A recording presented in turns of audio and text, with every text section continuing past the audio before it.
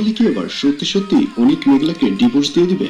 গরিব ঘরের রাজপুত্র নাটকের 15তম পর্ব কবে প্রচারিত হবে? অলরাইট, এই সকল প্রশ্নের উত্তর নিয়ে হাজির হলাম আজকের ভিডিওতে।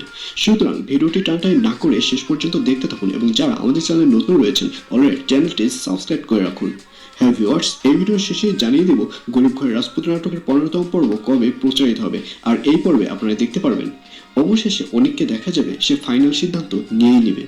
সে এবার সিদ্ধান্ত নেবে যে সে মেঘলার সাথে আর সংসার করবে না, মেঘলাকে অনিক ডিভোর্স দিয়ে দিবে। আর এর পেছনে থাকবে বৃষ্টি। বৃষ্টি অনিককে জোর করবে যাতে করে অনিক যেন মেঘলাকে ডিভোর্স দিয়ে দেয়। আর অন্যদিকে মেঘলাকে দেখা যাবে অনিক যেগুলো পারেনি মেঘলা সেগুলো পেরে দেখাবে।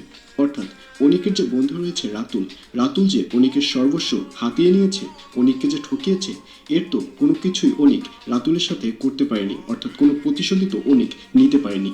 আর এই প্রতিশোধ নেবে মেঘলা। আর এজন্যই মেঘলাকে দেখা যাবে সে শালিমা গ্রুপের যে প্রজেক্টটি রয়েছে সেটি রাতুলের হাতে দিবেন।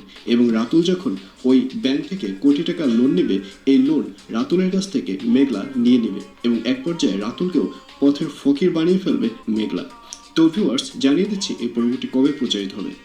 গরিব ঘরের রাজপুত্র নাটকের 15তম পর্ব প্রচারিত হবে আগামীকাল 11 তারিখ, অর্থাৎ 11ই এপ্রিল শনিবার দুপুর 12টার সময় শুধুমাত্র কারো হিম ইউটিউব চ্যানেলে।